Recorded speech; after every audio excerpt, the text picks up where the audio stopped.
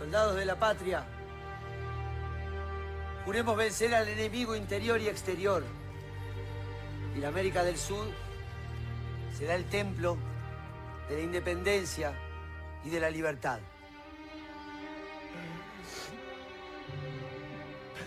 Y en fe de que así lo juráis, decid conmigo: ¡viva la patria!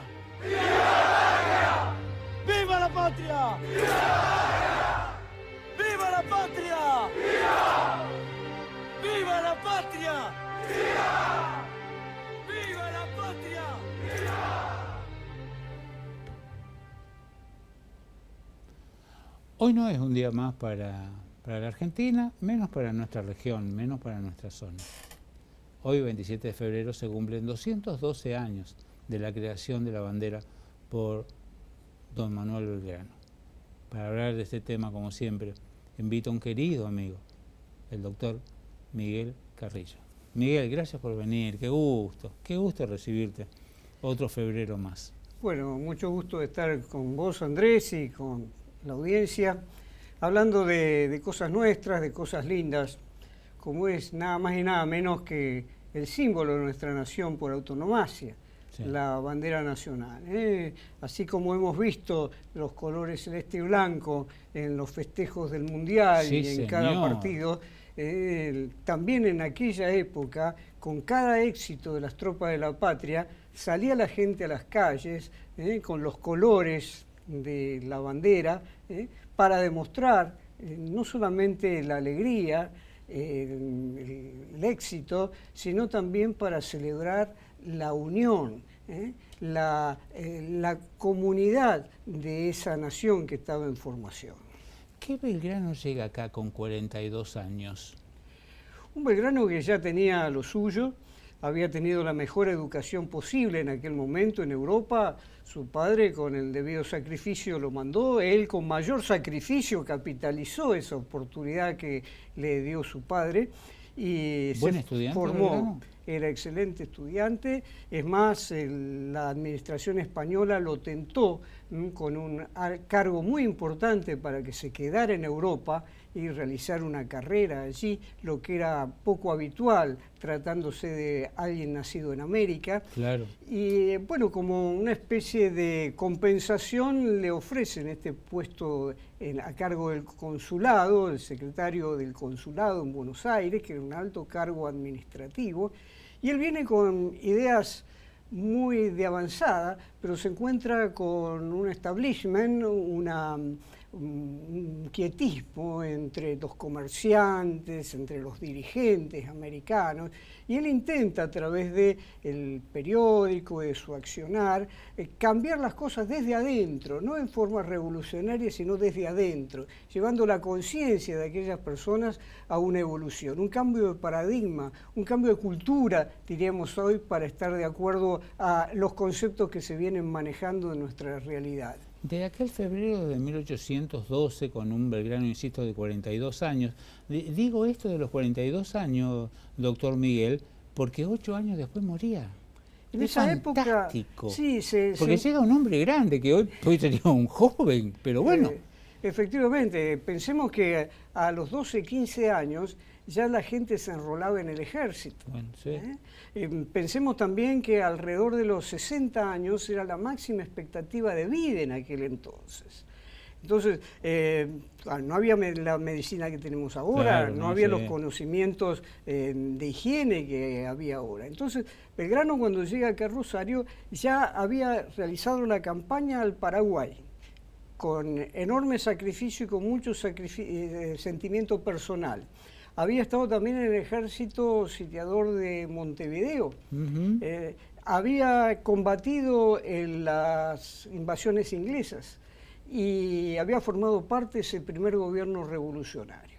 Y entonces viene destacado acá un Rosario que tendría unos 700 habitantes, viene a cargo de un número similar de soldados que acompaña unos soldados que habían protagonizado un motín en el mes de noviembre anterior, o sea que no era una tropa fácil, diríamos. Hoy, ¿le hacen un motín a él?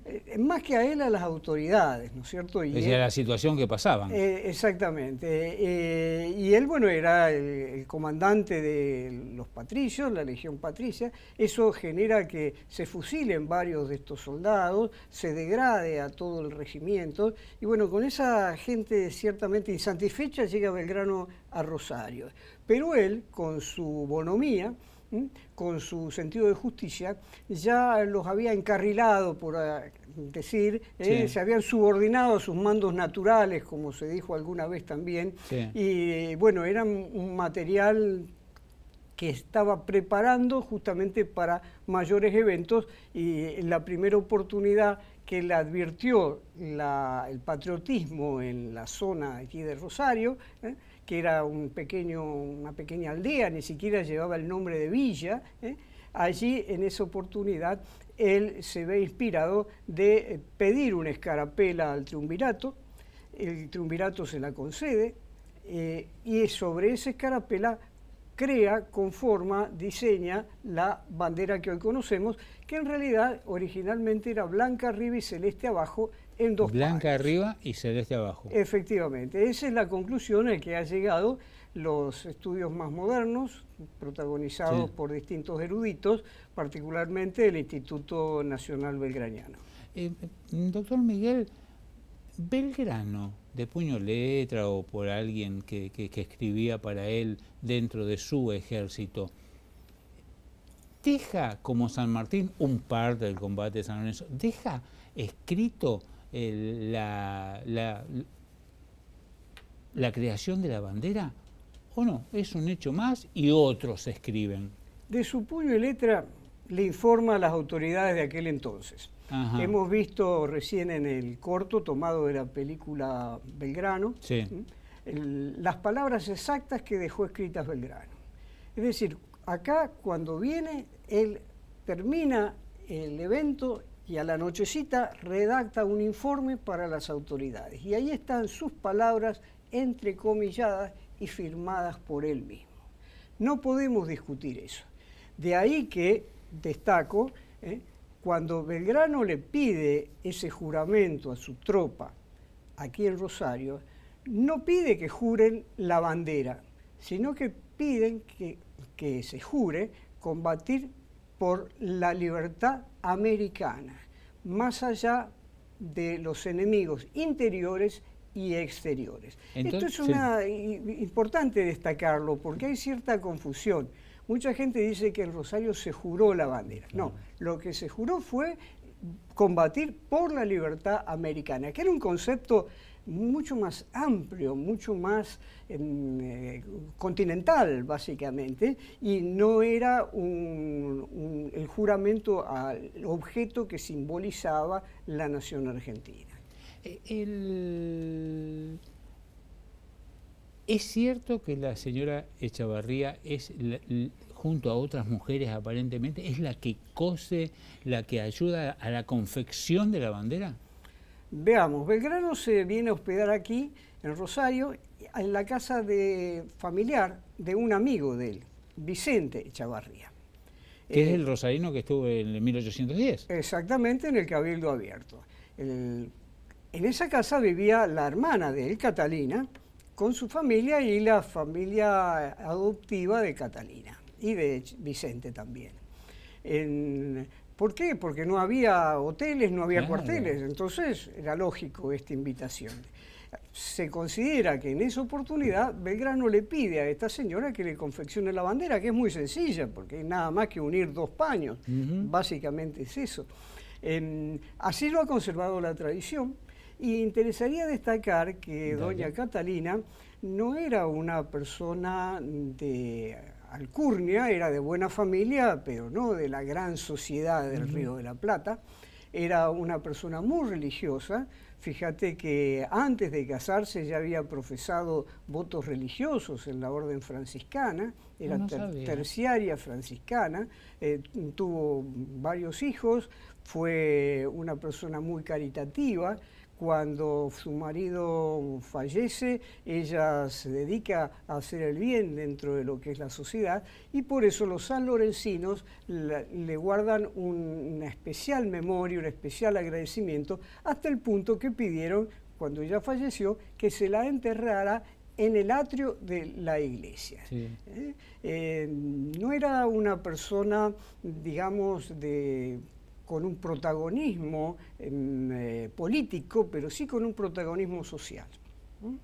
Eso hay que destacarlo. Haces bien en mencionarlo porque doña Chavarría sí está enterrada y está destacado el lugar dentro de la parroquia San Lorenzo Mártir, que está al costado del convento de San Lorenzo. Es antes de entrar, justamente, antes de entrar a la iglesia. ¿Por qué? Porque adentro de la iglesia no se podía enterrar personas, por más que tuvieran una alta dignidad. Un pequeño detalle de San Lorenzo y volvemos a Rosario, Miguel. ¿Está certificado que Belgrano fue a misa a San Lorenzo? Que le encargó unas misas en San Lorenzo. ¿Él persona fue a San Lorenzo? No se sabe, no se sabe. Pero que él encargó unas misas a los padres del convento, sí. Lo que está certificado, digamos, por la idiosincrasia de Belgrano, es que él estuvo rezando frente a la imagen histórica de Nuestra Señora del Rosario, que se venera en la catedral, en el subsuelo de la catedral. Porque era un hombre muy religioso, lo que podía, él iba a misa todos los días hacía rezar el rosario a la tropa, y estaba a una cuadra de la casa, la capilla de la Virgen estaba a una cuadra de la casa de María Catalina. Entonces es indudable que cuando alguno de nosotros va a visitar la catedral y reza frente a Nuestra Señora del Rosario, está repitiendo lo mismo que hizo Belgrano cuando estuvo aquí para crear la bandera. Muchas cosas han quedado de Belgrano en el imaginario normal, común y corriente de cualquier argentino, o de cualquier persona de mi generación que hemos estudiado Belgrano de memoria, que era un hombre sumamente enfermo. ¿También llega endeble a Rosario o no? ¿Llega en un momento donde estaba bien? No hay constancias de que no se encontrara en plenitud de salud, pero pensemos que Belgrano tuvo que venir caminando, él habría tenido un caballo, algún carromato, desde Buenos Aires hasta Rosario. En un enero, con las temperaturas que estamos sufriendo en la actualidad. A través del campo, y era un campo muy seco en aquel entonces, tan es así que él en un cuaderno va anotando dónde hay aguadas, para que otros pudieran aprovechar esos apuntes con vistas a un futuro trayecto. Y dicen que los cactus que había en el campo eran tan altos que ocultaba el lomo de los caballos. Mira vos. Y esto los viene soportando él con su tropa. Generalmente caminaban durante gran parte de la madrugada, en las primeras horas de la noche, y descansaban en el horario del mediodía. ¿Cuántos días, está registrado, quedó explicitado cuántos días estuvo Belgrano en Rosario? Desde el 7 de febrero de 1812 hasta el día 3 de marzo de 1812, que allí parte en una volanta, que era un carricoche, que actualmente se conserva en el Museo de Luján, se ha preservado. ¿Existe? Sí, era alquilado. Después lo va a comprar el gobierno y acompañado por 2 o 3 soldados parte hasta Jujuy. ¿Es real de las 2 baterías, una de este lado y la otra del otro lado? Efectivamente, la que está en la isla se llamaba Independencia y es la que quedó terminada el día 27, dotada de 3 cañones, similares a los que vemos al frente del Monumento a la Bandera. Son 2 cañones de bronce muy grandes, similares a eso. Y en la zona de Rosario, propiamente dicho, donde está actualmente el monumento aproximadamente, estaba la batería Libertad. En esa oportunidad, el 27 de febrero, todavía no se la había terminado, pero se entiende que se terminó pocos días después. El lugar en el Parque Urquiza, donde se recuerda la inauguración de la bandera, ¿Es efectivamente el lugar o es un lugar aproximado, Miguel? No, en el Parque Urquiza, A ver. al lado, cerca, más o menos unos 20, 30 metros de la estatua Sí. del general Urquiza, hay una recreación de unas baterías Sí. que se instalaron en tiempos de la lucha de la Confederación Argentina, Ah. o sea, 60 años más tarde, 50 años más tarde. No es el lugar de la Batería Libertad. Reitero, la Batería Libertad se encontraba donde está el Monumento a la Bandera, y esto se prueba por distintos testimonios de ancianos vecinos Sí. a fines del siglo XIX y por el hallazgo en el lugar de algunos proyectiles que se habrían usado en la oportunidad de instalar la batería. ¿Quién era el segundo de Belgrano? El con el que charlaba, con el que le podía decir, mire doctor, mire general, esto, lo otro, así, con el que podía discutir. Efectivamente, habría varios. El que era el teniente coronel Pedriel, que era el segundo jefe del regimiento que comandaba Belgrano. Con él había hecho la campaña al Paraguay, había tenido un comportamiento muy heroico este hombre en lo personal, y era prácticamente la mano derecha de Belgrano en esa expedición. No sabía y eso. lo acompaña, en este caso, a Rosario.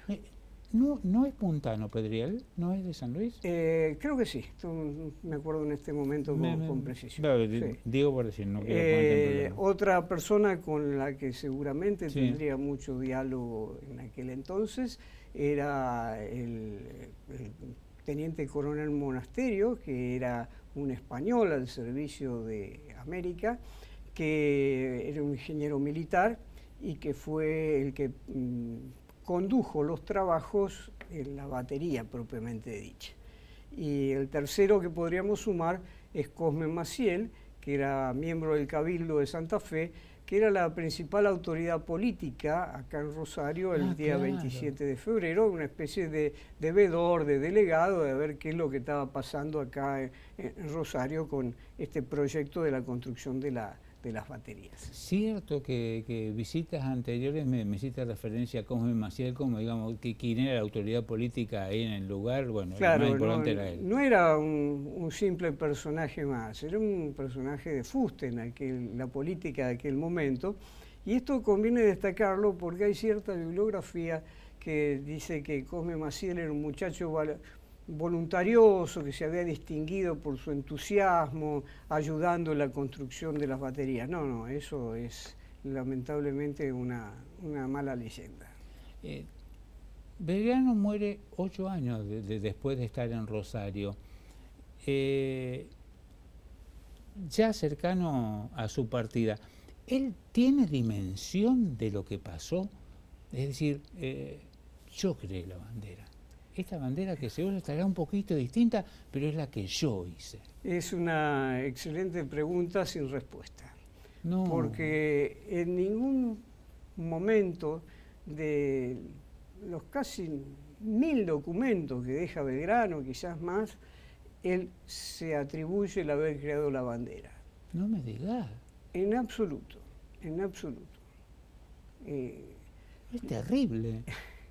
Digamos también que Belgrano creó otra bandera, que fue la que le entregó al pueblo de Jujuy en agradecimiento por su desempeño heroico en el éxodo jujeño, en las batallas de Salta claro. y Tucumán, que se llama Bandera Nacional de la Libertad Civil, que es una bandera que representa el concepto de Estado de Derecho, o sea, de que las autoridades tienen que manejarse de acuerdo con la ley y la Constitución y no con los caprichos políticos.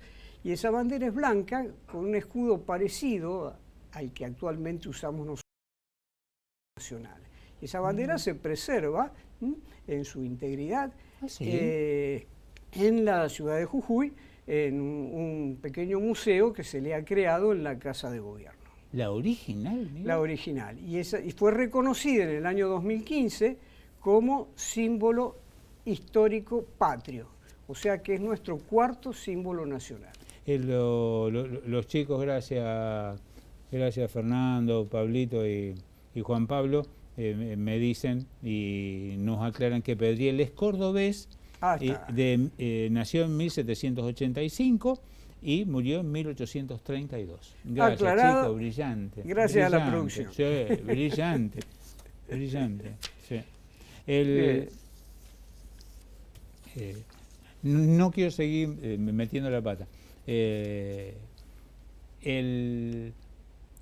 Otra pregunta que casi se nos fue el tiempo, Miguel. De los otros, digamos, con más rango dentro de ese ejército que llega a Rosario comandado por Belgrano, ¿tampoco hay alguno que haya escrito diciendo yo participé de la creación de la bandera?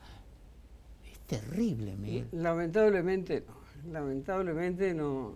Sí nos queda la nota donde Belgrano explica al gobierno que él hizo preparar la bandera que se izó el 27 de febrero. Pero, ¿está el original de eso? Sí, eso está guardado en el Archivo Nacional no me digas. Nacional.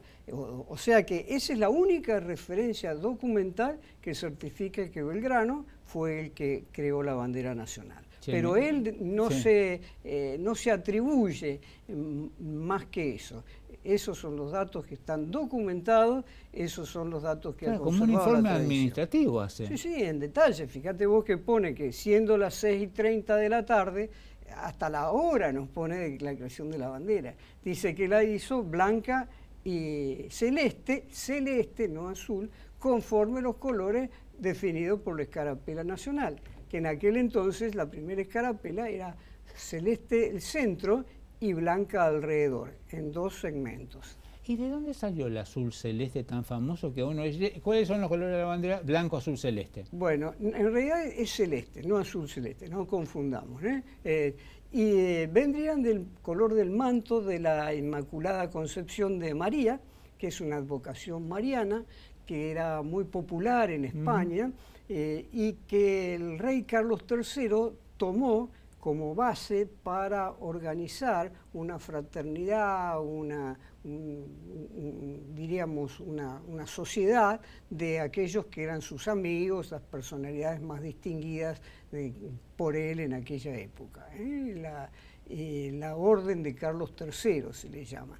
Pero hay mucha gente que simplifica y dice que el celeste y blanca viene de la dinastía borbónica, lo cual es un error, porque la dinastía borbónica tiene por colores nobiliarios el blanco exclusivamente.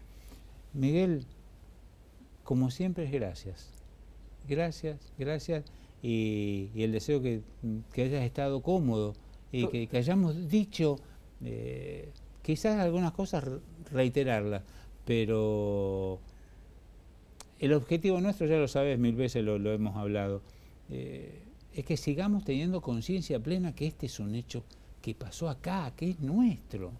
Una fecha muy rosarina que debería enorgullecernos y además tomar como referencia el sacrificio que hicieron los rosarinos en 1812 para alojar y alimentar una tropa cuyo número era casi similar al de la propia población de aquel pequeño pobladito de Rosario.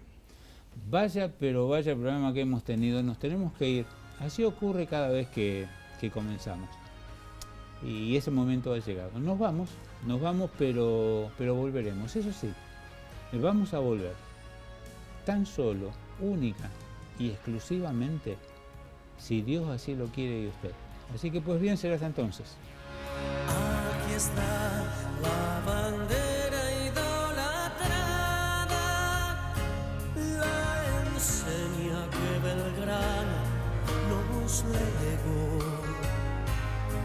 Cuando triste la patria esclavizada, con valor sus vínculos rompió.